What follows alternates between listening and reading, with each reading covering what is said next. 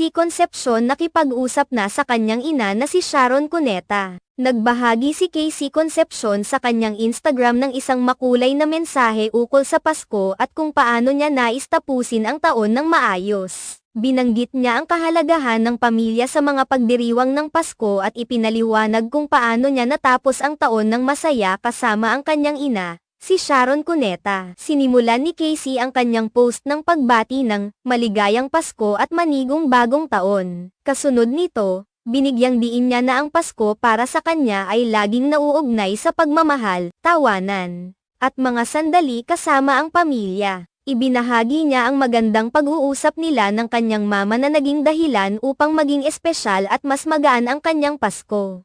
Christmas will always be about love, laughter, and time with family for me. Ending the year right with a conversation between Mama and I. She always makes the holidays